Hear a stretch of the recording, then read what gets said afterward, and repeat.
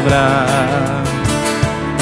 É ela quem me faz percorrer o caminho do amor. Vem abrir meu coração, vem me dar a direção. Mostra-me como fazer a tua vontade. Fala, Senhor, pois o teu servo te escuta.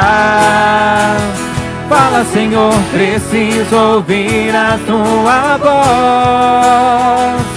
Fala, Senhor, pois o teu servo te escuta.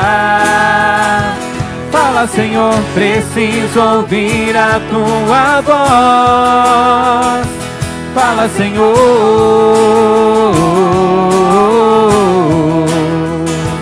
Fala, Senhor.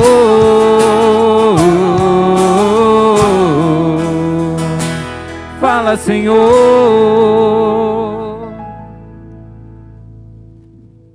O Senhor esteja convosco. Ele está no meio de nós. Santo Evangelho de Jesus Cristo, segundo Lucas. Glória a vós, Senhor. Ai de vós, que edificais sepulturas para os profetas que vossos pais mataram. Vós servis assim de testemunhas das obras de vossos pais, e as aprovais, porque em verdade eles os mataram, mas vós lhe edificais os sepulcros.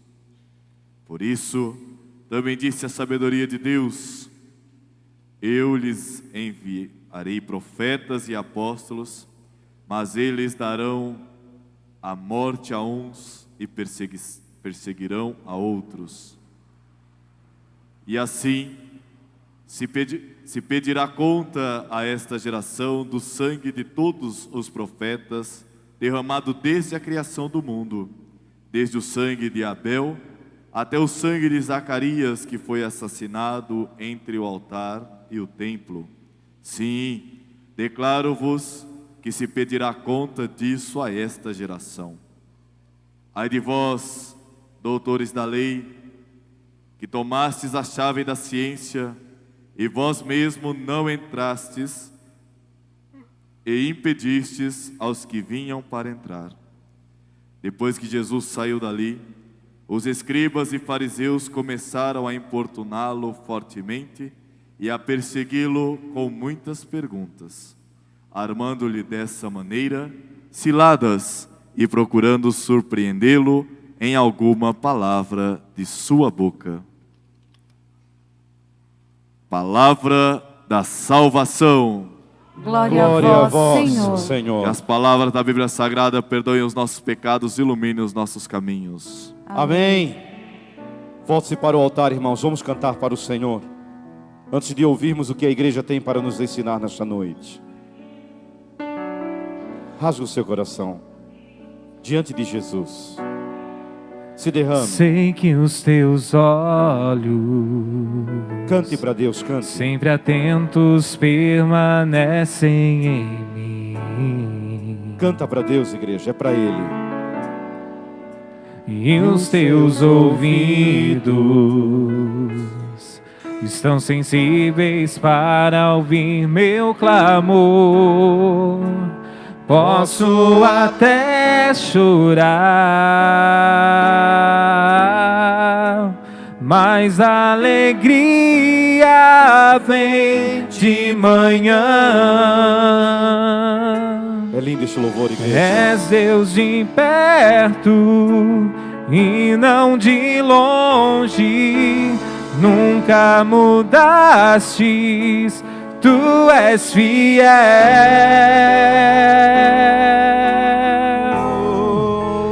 Deus de aliança, Deus de promessas, Deus que não é homem pra mentir. Igreja. Tudo pode passar, tudo pode mudar, mas tua palavra vai se cumprir. E sei que os teus olhos, Senhor,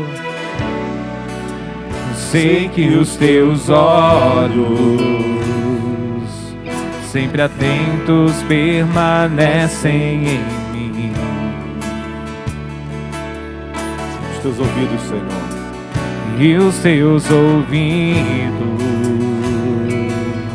estão sensíveis para ouvir meu clamor.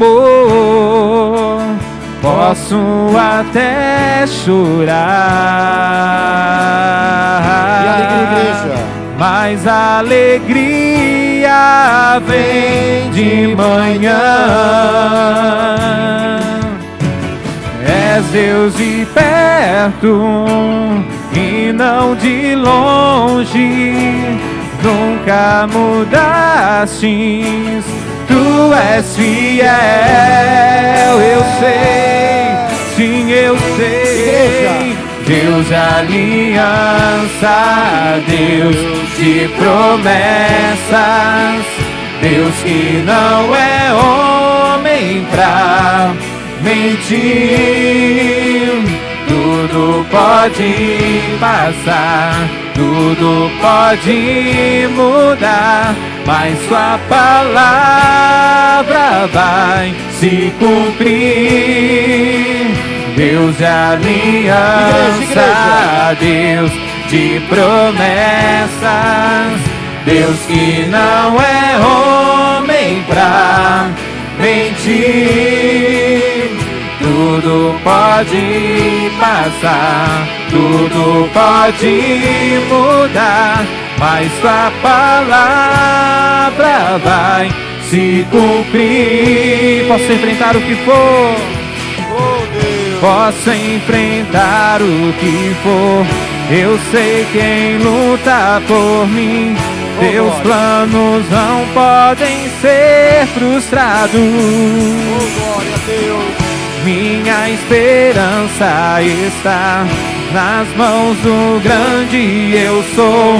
Meus olhos vão ver o impossível acontecer. Com a igreja, com a alma, igreja. Deus de aliança, Deus de promessas, Deus que não é homem pra mentir. Tudo pode passar, tudo pode mudar, mas sua palavra vai se cumprir. Deus de aliança, Deus de promessa, Deus que não é homem pra mentir. Tudo pode passar, tudo pode mudar, mas sua palavra vai se cumprir. Oh, glória, dá glória, glória a Deus. Sentados, amados, amadas. Deus, Ele não é homem para mentir, igreja. Está escrito em Números capítulo 23, versículo 19, Deus não é homem para mentir. Deus não é homem para mentir. Ele cumpre a sua palavra, Ele cumpre a sua promessa. E nós queremos hoje meditar na palavra do Senhor. Na primeira carta aos Efésios, no capítulo 1, Paulo escreve esta carta à cidade de Éfeso, aos cristãos de Éfeso. Ele diz assim, olha, aos santos que vivem em Éfeso. Quando Paulo se dirige aos santos, ele está se dirigindo aos cristãos. O que nós falamos agora há pouco, irmãos, no início da Eucaristia, Gálatas capítulo 2, versículo 20, eu vivo, mas já não sou eu, é Cristo que vive em mim. Então ser cristão significa ser santo, separado, escolhido, raça escolhida para Deus. Às vezes eu ouço pessoas falando, para justificar as suas fraquezas, a pessoa diz assim, isso eu ouvi muito isso. Aliás, eu ouço muito isso em ambientes cristãos. Ah, eu não sou santo mesmo. Ah, eu não sou santa. Uma pessoa que fala isso, não entendeu, ela não compreendeu nada da Escritura. Ela não compreendeu nada. Quando Paulo chama os cristãos de Éfeso de santos, significa que eles são separados, apesar das suas fraquezas. Então, quando a pessoa diz: eu sou assim mesmo, eu não sou santo, então significa que não é cristão. Não é cristão, não é seguidor de Cristo. Se não é seguidor de Cristo, não tem o Espírito Santo. Então a pessoa não compreendeu nada, absolutamente nada da palavra do Senhor e do sentido que santo é sinônimo de cristão. Por isso que Paulo saúda os cristãos de Éfeso, chamando-os de santos. Aos santos que vivem em Éfeso, aos cristãos que vivem em Éfeso. Então, por favor, meu irmão, minha irmã, por favor, quando você quer justificar as suas fraquezas, porque você falou algo, ou você fez algo, não fale isso, não fale essa frase: mas eu não sou santo. Porque quando você diz que não é santo, você está dizendo que você não é cristão, que você não é seguidor de Cristo. Então pensa antes de falar, por favor, irmãos. É que a gente fala demais, meu Deus. O Salmo 33, 14 diz: guarda a tua língua do mal e os teus lábios de palavras enganosas. Mas a gente não dá ouvidos, não obedece a palavra, a gente fala demais. Fala demais. Então, aos santos que vivem em Éfeso e fiéis em Cristo Jesus, graça e paz da parte de Deus e do Senhor Jesus Cristo. Bendito o Deus e Pai de nosso Senhor Jesus, que nos tem abençoado com toda sorte de bênção espiritual, irmãos. A bênção primeiro, meu amado, minha amada, ela tem que ser espiritual. Mas somente uma pessoa que é espiritual, um homem que é espiritual, uma mulher que é espiritual, ela compreende o que é bênção espiritual. Por quê? Lembrando daquela passagem de segundo Reis, no capítulo 6, quando o rei da Síria mandou um exército matar o profeta Eliseu. E quando aquele exército se aproximou, o servo de Eliseu começou a tremer com medo. E Eliseu disse: calma, os que combatem a nosso favor é um número maior do que aqueles que combatem contra nós. Ele não entendeu. Por quê? Eliseu tinha o olhar sobrenatural. Ele compreendia o que era a bênção espiritual, porque ele tinha um olhar espiritual, um olhar sobrenatural. O servo dele não. Quando ele orou e pediu a Deus que desse àquele servo o olhar sobrenatural, a visão sobrenatural, ele começou a enxergar. E ele viu um grande exército de anjos ao redor de Eliseu.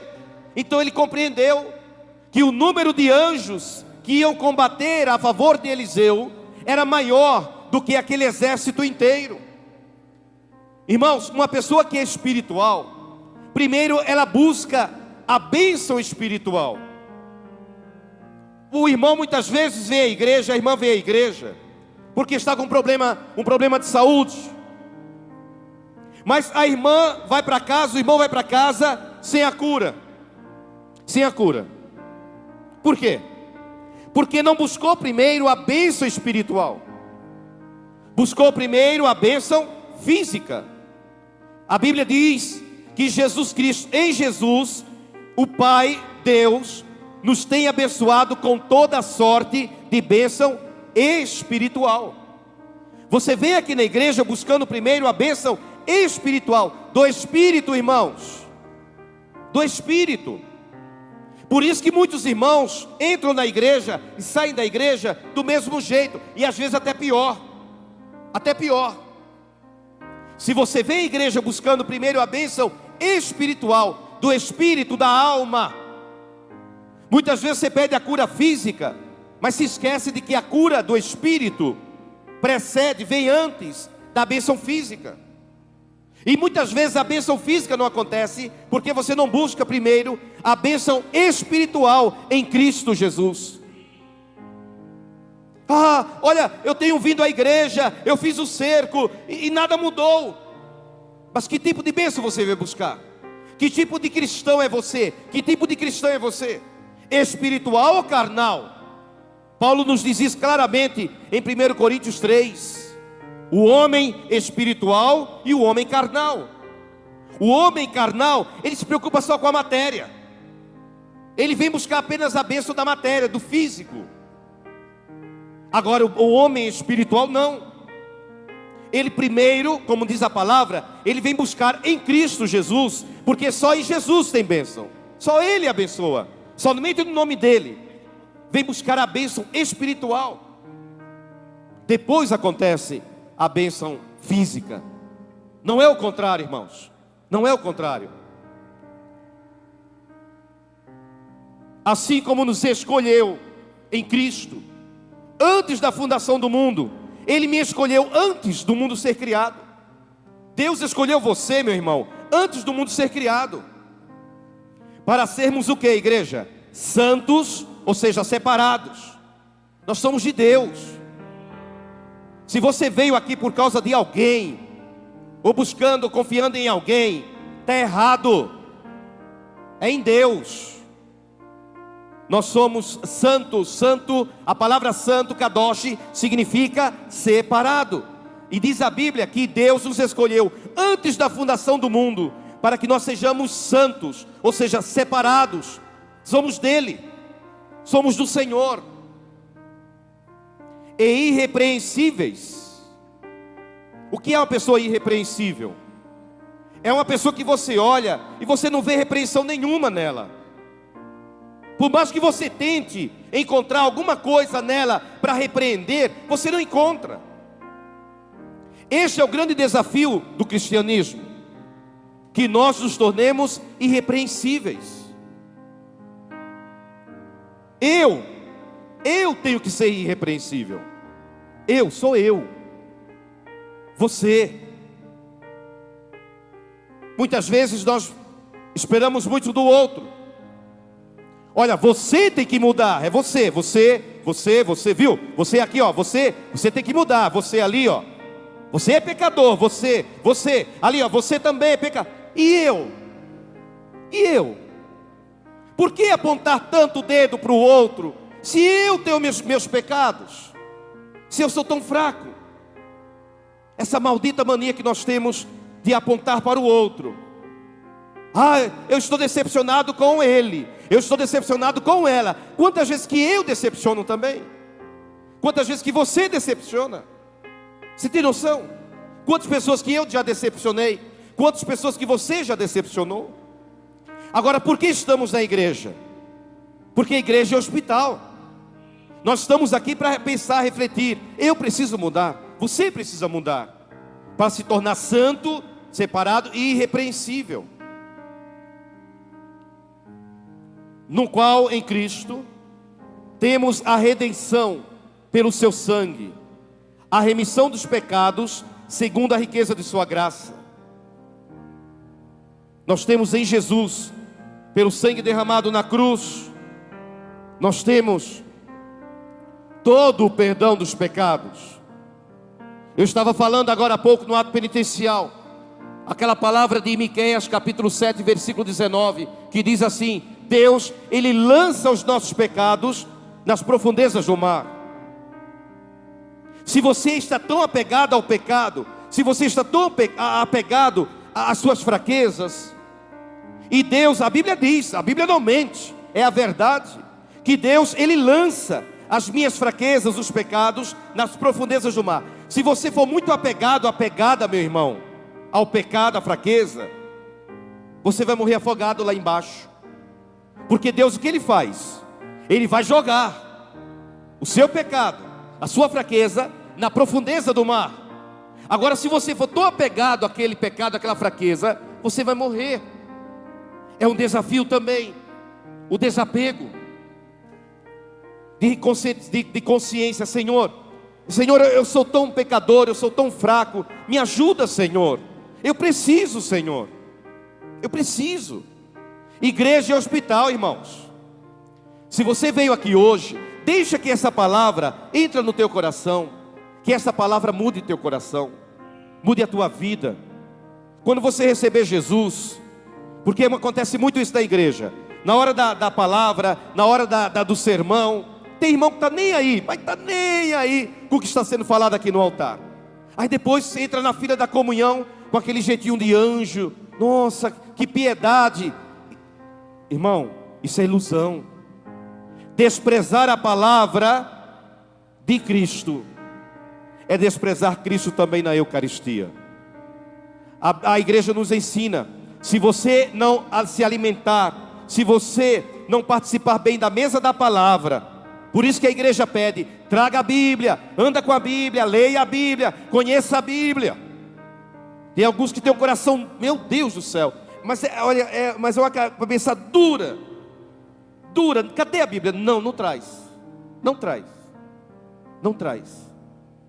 E a igreja nos ensina: se você não participa bem da mesa da palavra, você não pode participar da mesa da Eucaristia. Não se aproxime da mesa eucarística se você desprezou a palavra dele.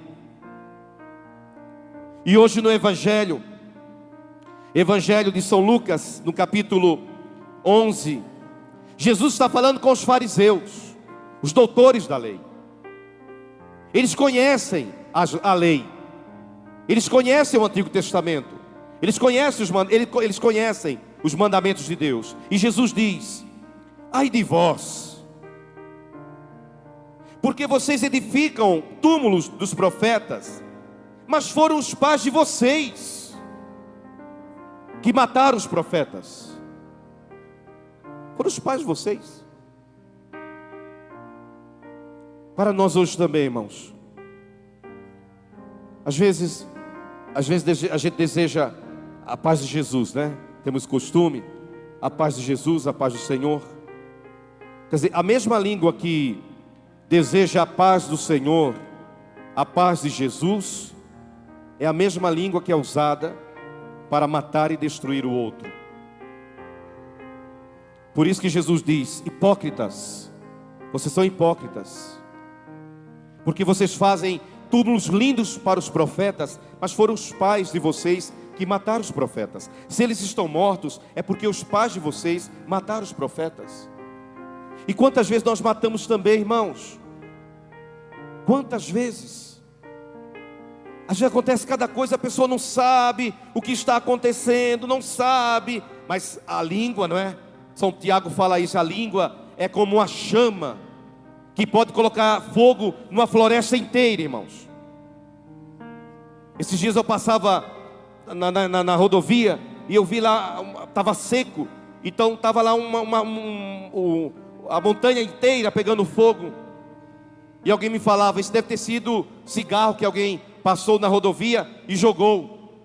Quer dizer, um cigarrinho de nada, uma chama de nada, um foguinho de nada, pode colocar, olha irmãos, fazer uma destruição tremenda. E São Tiago, ele compara na Bíblia a mesma coisa. Ele diz: a língua é como uma chama que pode colocar fogo numa floresta inteira, numa cidade até, numa cidade. Por isso que Jesus diz: hipócritas, vocês matam. Agora nós cristãos, é claro, Jesus falou para os fariseus, e nós cristãos, nós somos diferentes. Eu sou diferente. Esse evangelho toca em mim. Ou alguém está pensando assim: não, esse evangelho é para fulano, esse evangelho é para a irmã fulana, esse evangelho é para o irmão fulano. Ele diz: ai de vós. E quando a Bíblia usa esse termo, ai de vós, significa não tem mais salvação. Ai de vós. Lá no céu, será que Jesus está falando para essa igreja, para nós: ai de vocês? Ou seja, um dia vocês vão estar na minha presença. Vocês vão estar na minha presença. Ai de vocês. Mas não é verdade, irmãos? Às vezes a gente mata as pessoas. Ah, eu acho. Ah, eu acho. Assim sois testemunhas e aprovais com cumplicidade as obras dos vossos pais. Irmãos, quem matou os profetas foram os pais. Mas Jesus diz: mas vocês, os filhos, vocês são cúmplices. A culpa é de vocês também. Para nós cristãos, vamos trazer para nós essa palavra. Quantas vezes, irmãos, que nós somos cúmplices? da destruição, porque estamos juntos. Alguém fala algo de alguém, tá bom? Um irmão falou isso do outro irmão. Você é cúmplice. Aquele irmão que falou mal matou aquele, mas você que está junto daquele irmão, participando ali daquela situação, você matou, você é tão assassino quanto aquele irmão. Ah não, mas não fui eu quem falei não. Não fui eu que falei não. Você é cúmplice. Jesus diz, cumplicidade também é pecado. Você está junto, você está apoiando. É claro que tem muitos irmãos que na hora que o negócio ferve mesmo, vaza. Não fui eu, eu não estava perto, eu não vi. E Jesus diz, viu sim. Vocês são cúmplices. Vocês são tão assassinos quanto os pais de vocês. Esse evangelho é forte, irmãos. Para mim, para todos nós. Por isso também disse a sabedoria de Deus: enviar-lhe-ei profetas e apóstolos, e alguns serão mortos, e outros perseguidos. E Jesus aqui fala de Abel, capítulo 4 do Gênesis. Vocês conhecem a história? Quem matou Abel? Quem matou Abel, igreja? Quem matou Abel, igreja? Quem era Caim de Abel? Quem é o que era? Irmão. Não era um estranho. Não era um estranho, era um irmão. Uma pessoa que Abel confiava. Abel confiava. Vocês conhecem a história? Caim e Abel. Abel era pastor, Caim era agricultor. Caim fez uma oferenda a Deus, Deus desviou o olhar, não aceitou. Abel, do seu rebanho, fez uma oferta a Deus, e Deus se alegrou e aceitou a oferta de Abel. A Bíblia diz que Caim ficou com inveja do irmão. A inveja leva ao ódio, o ódio leva à morte. Começa com a inveja, da inveja vem o ódio, do ódio vem a morte, o assassinato. Chamou o irmão: Abel, vamos lá no campo, Abel. E Abel confiou, porque Abel era inocente, tinha um coração bom, confiou no irmão. Jamais ele iria pensar que o seu irmão Caim estava com a intenção de matá-lo, porque ele não viu o coração do irmão, só Deus vê o coração. Abel confiou, e por confiar, perdeu a vida. Quando Abel chegou num campo, Caim veio em cima dele e matou o irmão. E a Bíblia diz que Deus observava tudo assim, olha. Quando ele matou o irmão, fugiu, e Deus disse: Caim, onde está o teu irmão Abel? Deus já sabia o que tinha acontecido. Onde está o teu irmão Abel? Ele ainda foi estúpido. Porventura eu sou babá de Abel? Vou cuidar do meu irmão? E Deus disse: que fizeste, Caim? O que tu fizeste, Caim? Tu ainda não tens consciência do mal que fez. Você matou o inocente. Você matou uma pessoa que confiou em você. Irmãos, vamos trazer essa palavra para nós. Quem sou eu? Quem é você? Caim ou Abel? Quantas vezes que você confia em alguém? Quantas vezes que você vai ao campo com aquela pessoa, e aquela pessoa traiçoeiramente vem contra você? Agora, e eu? Quem sou eu? Quem é você? Que tipo de coração eu tenho? Que tipo de coração você tem? Coração de Caim ou coração de Abel? Porque o que a gente mais ouve é: nossa, que decepção. Ai, decepcionei fulano, decepcionei fulana, decepcionei com o padre. Ai, que decepção com o padre, porque o padre fez isso, isso, isso. A pessoa nem sabe o que está acontecendo, meu Deus. Nem sabe. Nem sabe. Mas a maldita mania de julgar, condenar e matar. Primeiro vê o julgamento. pessoa não tem nem meios para julgar, mas ela julga. Eu acho que, talvez seja julgar. Quando julga já condena, já condena. E além de condenar, mata a pessoa. Irmãos, o Senhor Jesus, Ele nos fala hoje de Abel. Zacarias, profeta Zacarias, segundo o livro das Crônicas, capítulo 24. Zacarias disse para o povo de Jerusalém: se convertam, vocês estão abandonando os mandamentos de Deus, mudem de vida. Sabe o que fizeram com Zacarias? Apedrejaram Zacarias, apedrejaram os sacerdotes. Zacarias era um sacerdote. Por quê? Porque ele chegou para o povo e disse: vocês estão abandonando os mandamentos, voltem para Deus. Mas o povo de coração duro apedrejou Zacarias até a morte. Quantas vezes, irmãos, eu, você, todos nós aqui, viu?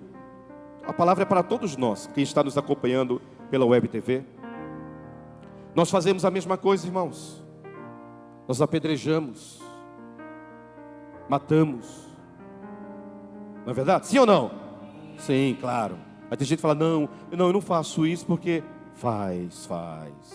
Talvez você não tenha consciência do que você está fazendo. Você não está percebendo o quanto você está apedrejando. Não tem consciência. É igual Davi. Davi cometeu o pecado do adultério. Por causa dele, um inocente, Urias, morreu. Por causa do pecado dele, uma mulher estava grávida, sem marido agora, Batseba. E ele não tinha consciência. Quando Deus manda Natã, para que Natã abra os olhos de Davi. Quando Davi reconhece o seu pecado, ele rasga a sua roupa, se veste de saco, se cobre de cinza e começa a chorar. Aí ele redige o Salmo 50 ou 51. Irmãos, a palavra de Deus hoje é muito forte. Jesus fala para os fariseus e fala para mim e para você. Hoje nessa Santa Eucaristia, ao receber Jesus, pense um pouco nisso. Quem sou eu? Que tipo de coração é o meu? Coração de Abel, bom, puro? Ou eu tenho um coração de Caim, que eu finjo, eu levo as pessoas para o campo porque confiam em mim, para matar as pessoas lá, inocentes? Que tipo de coração é o meu? Se o meu coração é o coração de Abel, Deus vai ouvir a minha oração. Se o meu coração é o coração de Caim, a oração não vai passar do teto dessa igreja, muito menos chegar no trono de Deus. Padre, mas eu não consigo.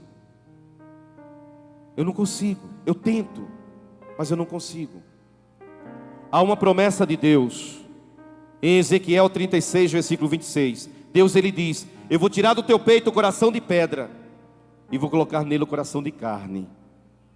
Mas só depende de você deixar que Jesus faça a operação, a cirurgia cardíaca nesta missa, nesta Eucaristia. Se você entra na igreja e sai da igreja do mesmo jeito que você entrou, irmão, não vale a pena. Mas se você sai dessa igreja pelo menos 1% melhor do que você entrou, glória a Deus por isso. Pensa um pouco. Qual é o meu coração? De Caim ou de Abel? Pense. Não, eu sinto que o meu coração é de Caim. Eu engano as pessoas. Olha, eu mato as pessoas. As pessoas confiam em mim. Eu destruo aquela confiança. Então, lembre-se. Deus vai tirar o coração de pedra e vai nos dar um coração de carne. Então, neste momento, pense nisso. Feche seus olhos um breve momento.